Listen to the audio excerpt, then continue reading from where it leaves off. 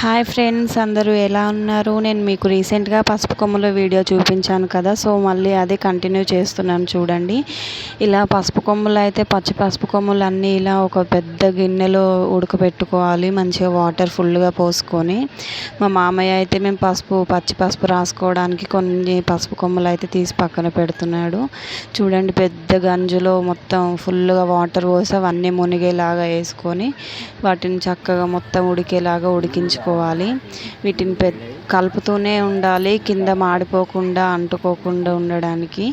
పెద్ద కర్ర తీసుకొని దాంతో కింద నుంచి మీద వరకు మొత్తం చుట్టూరు తిప్పుకుంటూ కలపాలండి. చూడండి, మొత్తం అవన్నీ మునిగేలాగా అయితే వాటర్ బాగా పోసుకోవాలి. అవి వాటర్ ఇంకిపోతూ ఉంటే వాటర్ పోస్తూనే ఉండాలి, కలుపుతూనే ఉండాలి వాటిని.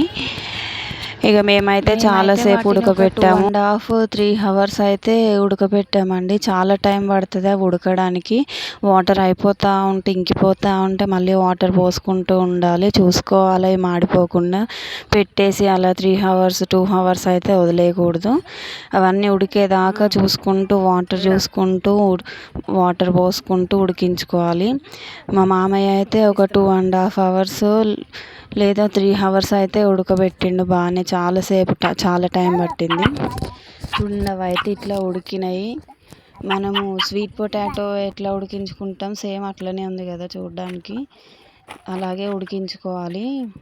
అదైతే గట్టిగానే ఉంది, మెత్తగా అయితే ఏం అవ్వలేదు ఉడికిన తర్వాత కూడా.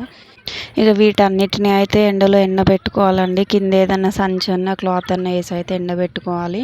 ఇక ఉడికించుకున్న వాటన్నిటిని అయితే ఎండలో ఎండబెట్టిన తర్వాత ఇలా కొంచెం పచ్చిగా ఉన్నప్పుడే వాటిని లావు పసుపు కొమ్ములు ఉన్నాయి కదా, వాటిని అయితే ఇలా కట్ చేసుకోవాలి. ఎందుకంటే మిషన్లో వేసినప్పుడు అవి నలగవు. సో ఇలా సన్నగా చిన్న చిన్న ముక్కలుగా సన్నగా చేసుకొని అయితే కట్ చేసి వేసుకోవాలి. అవి మొత్తం ఎండిపోతే మాత్రం మనం వాటిని ఏం చేసినా కానీ ఎంత చేసినా కట్ అవ్వవు.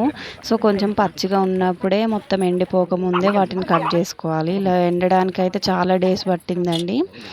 ఇక మొత్తం అవన్నీ ఎండిపోయిన తర్వాత ఇలా అన్ని మంచి పసుపు కొమ్ములు అయితే ఏరుకొని మనం పసుపు పట్టించుకోవాలి. మా మామయ్య అవన్నీ ఏరుతుంటే మా చిట్టి తల్లి కూడా వచ్చి అన్నీ ఏరుతా అని అన్నిట్లలో ఏలు పెడుతుంది. ఇక సరేలే అని నువ్వు కూడా చెయ్యి అంటే ఆమె కూడా అన్నీ వేసుకుంటూ నేను మంచి పని చేసాను క్లాప్స్ కొడుతుంది చూడండి.